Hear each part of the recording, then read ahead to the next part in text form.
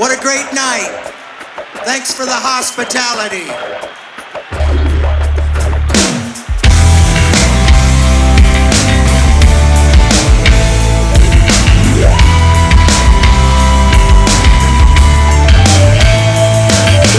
Open spirit flows and makes it obvious I am leaving without a soul. There's never enough to get back in this moment of self-destruction. I'll remember everything and then forget every time I go.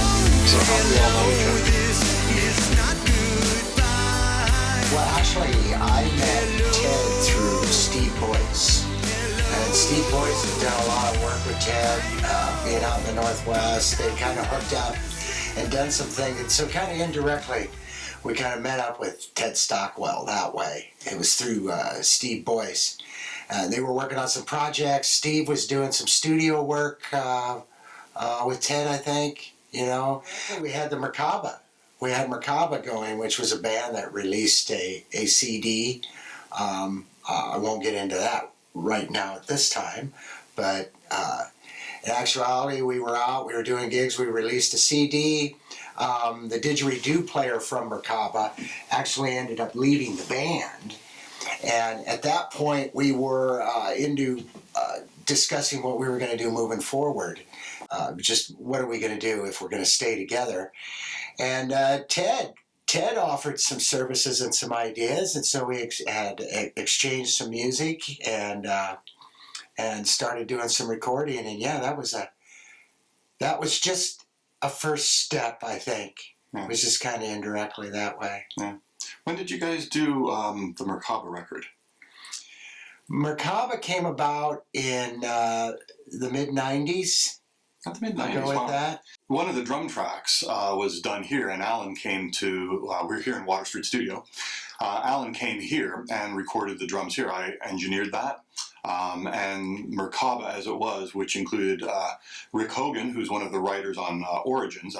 Rick was playing guitar and doing vocals. Kevin was, of course, doing lead vocals in Merkaba. Steve was doing bass and vocals.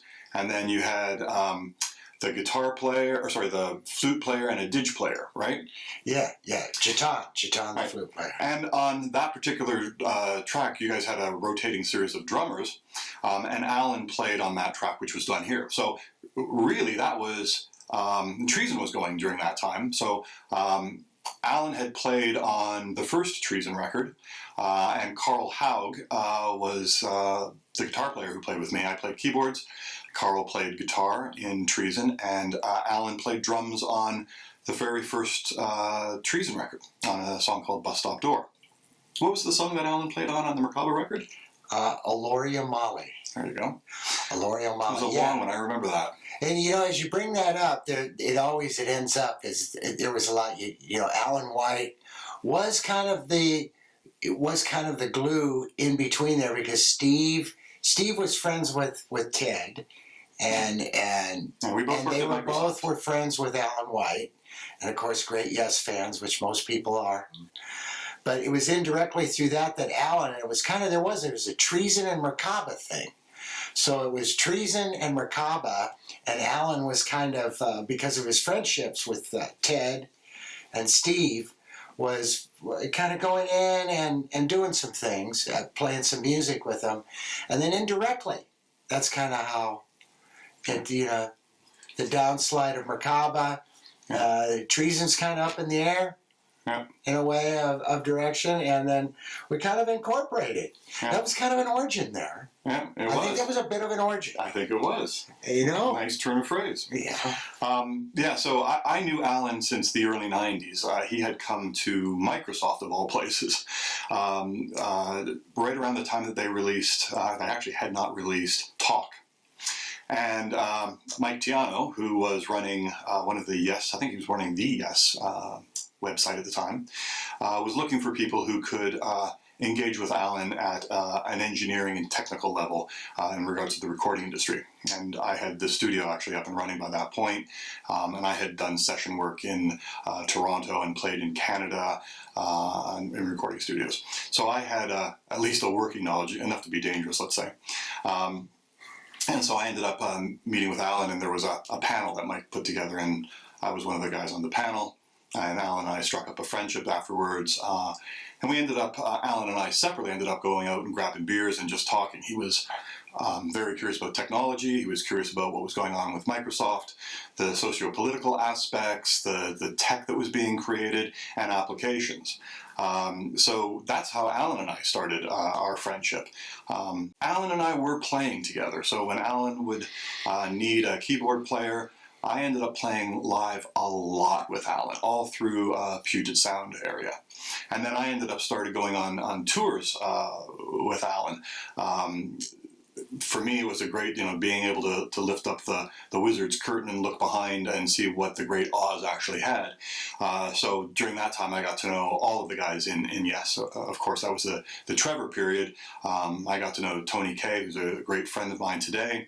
Alan, of course, the late, great Chris Squire, who actually, Alan and Yes, Alan and Chris actually were here in this studio and did the 35th anniversary rehearsal tour. 35th anniversary rehearsal was done here with Alan and Chris. So 2 weeks before they actually got together with Steve and Rick and John, Chris and Alan were here for 10 days, and I engineered and worked with them there.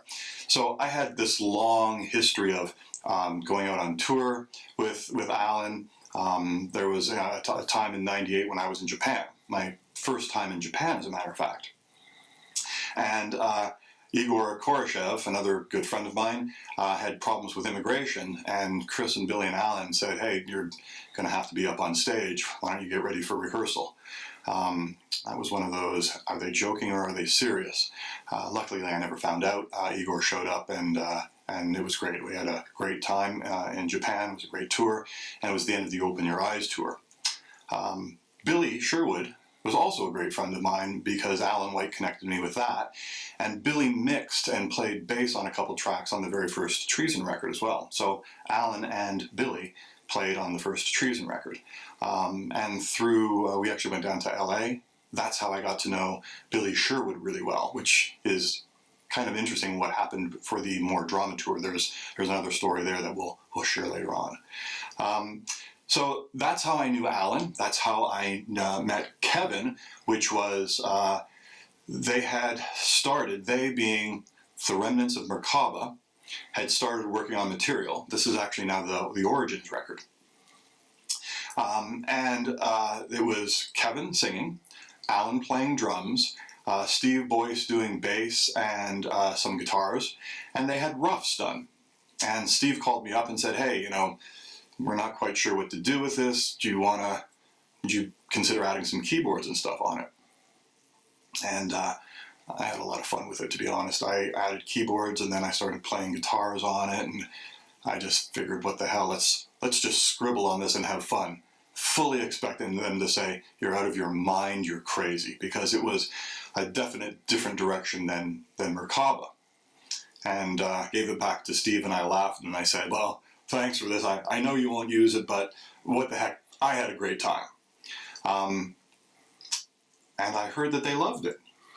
Well, actually, back at that time, it was still Merkaba, and Merkaba was doing shows, and Alan was sitting in and drumming. And I was playing a lot too. of those, and that's when you came in, and actually, I guess you could say, originally came in.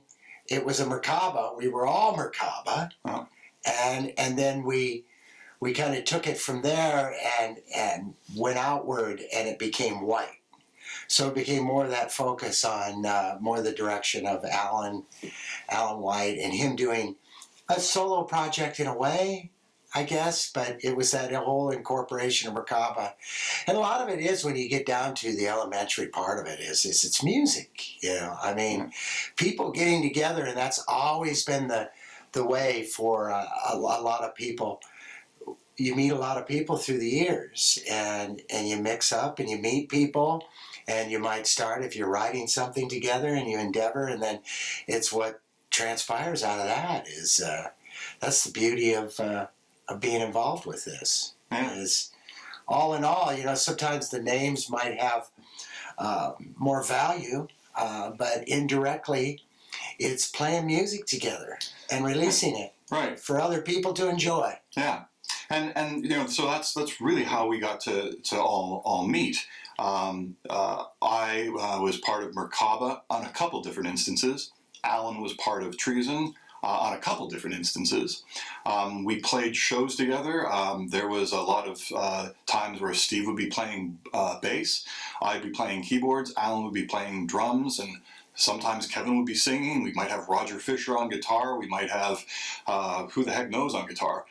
In those early times, though, Carl wasn't part of it. And Carl, I have known since the late 80s, early 90s. I played with Carl forever. Fantastic guitar player.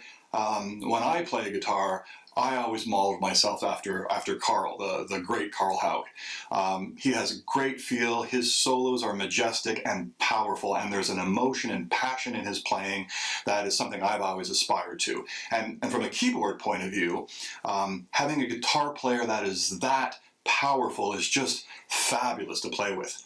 The other wonderful thing about, selfishly, playing with Carl is that he loved trading things off. Carl was not, still is not, an egotistical player. He's happy to share the spotlight, happy to share the solos. And so one of the things that we did in Treason, is really where we started this, is Carl and I would be passing off guitar parts. It might be a rhythm part, it might be a lead part, and my keyboards might be designed to sound like a guitar, and Carl and I would trade off back and forth, passing this around. The idea being that there was many times that there was more than one guitar part on the recording, and live we wanted to recreate that.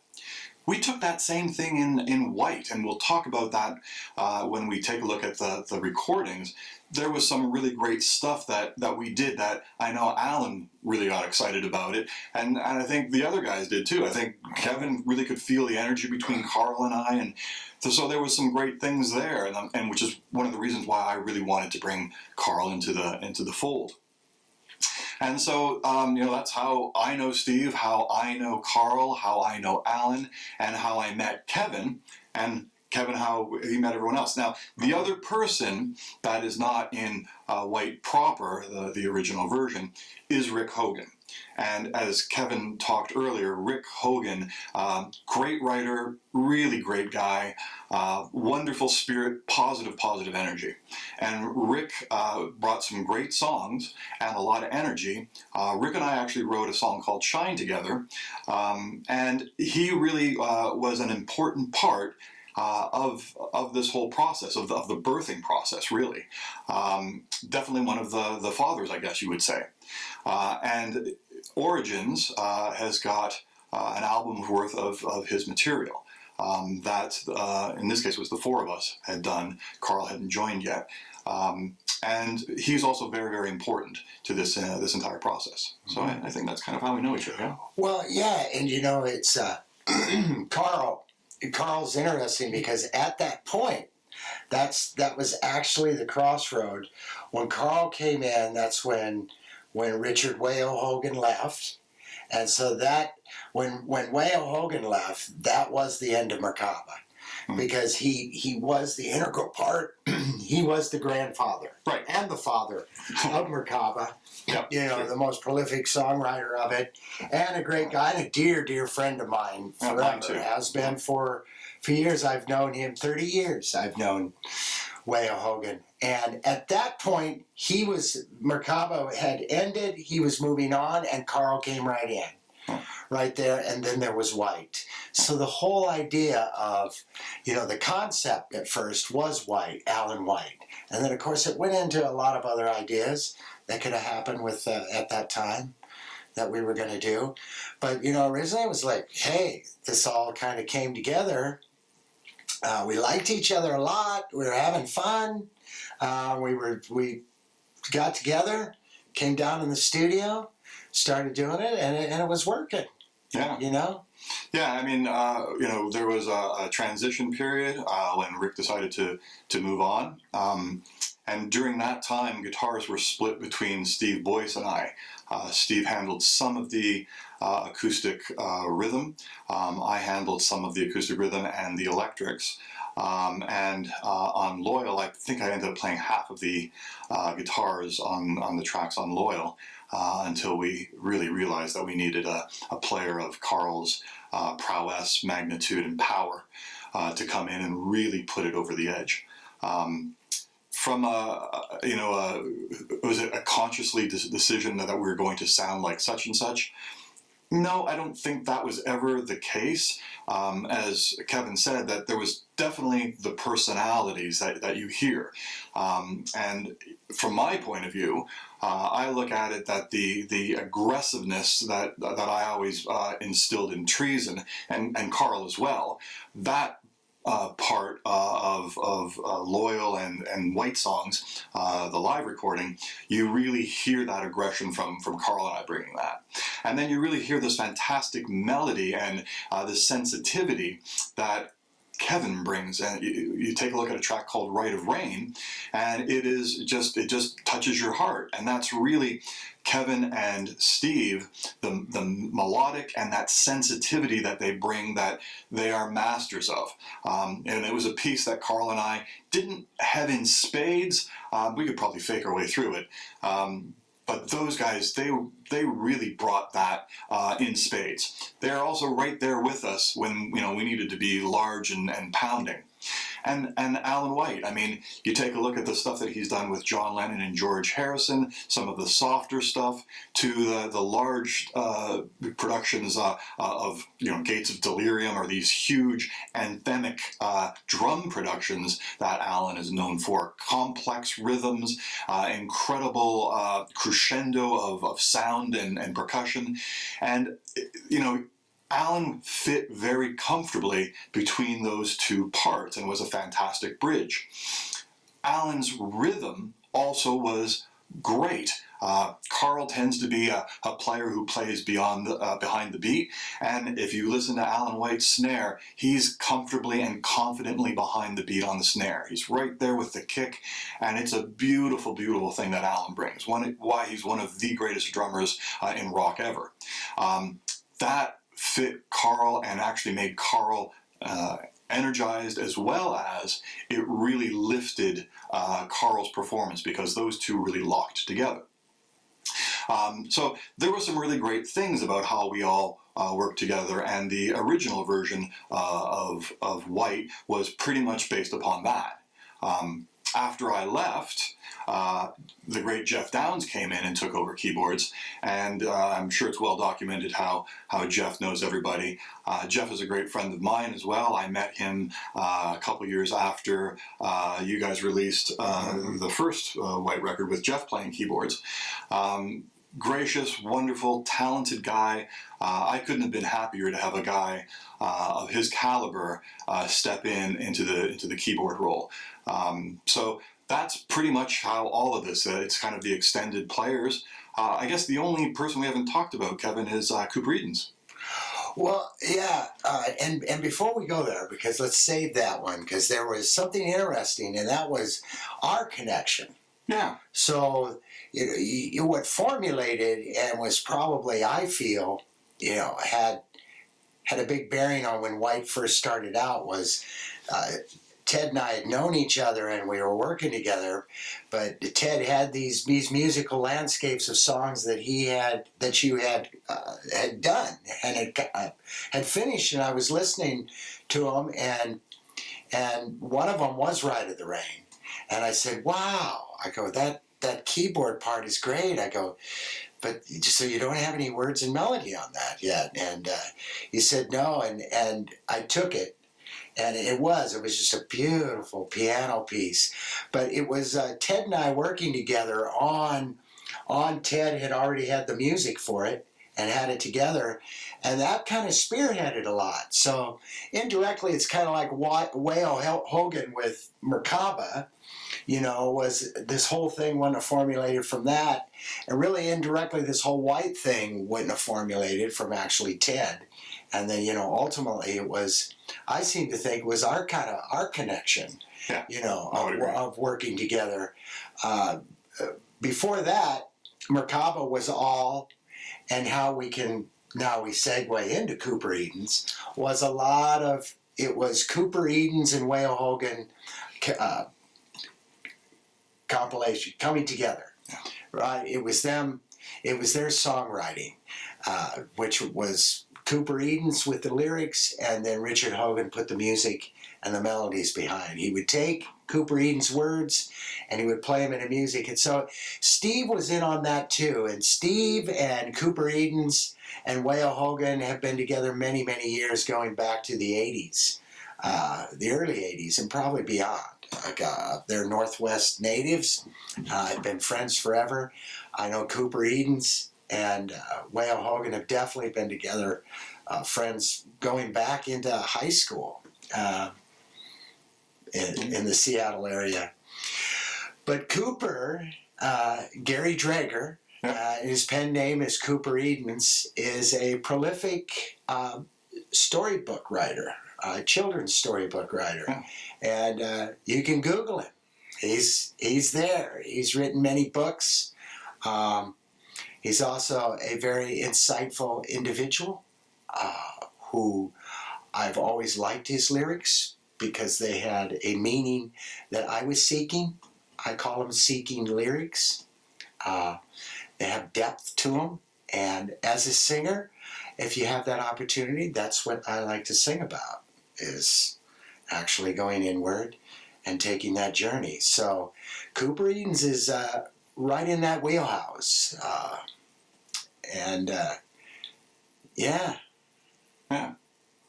I think that's pretty much the cast of characters that were involved. It's really seven of us, right? So if we go back to the beginning, it's Cooper Edens, a.k.a. Gary Drager, and Rick Wayo Hogan. Then you've got the great Kevin Curry, the wonderful, fantastic, danceable Steve Boyce. And then you've got the amazing Carl Haug, guitar. My humble self, the little bit that I bring. And then we've got, who am I missing? The great Alan White. How could I forget Alan? See, he's always there for me. Alan has been a friend for decades, 20, 25, 30 years. I've known Alan White. And so, from my point of view, Alan's always been there. But they are the seven characters, and the music that you hear on the 4 White releases, Origins, in chronological order, Origins first, Loyal second, White Songs third, and then the eponymous, the self-titled, let's call it self-titled, album released in 2006 with Jeff Downes called White. And that's the result. Those players put forth those 4 records.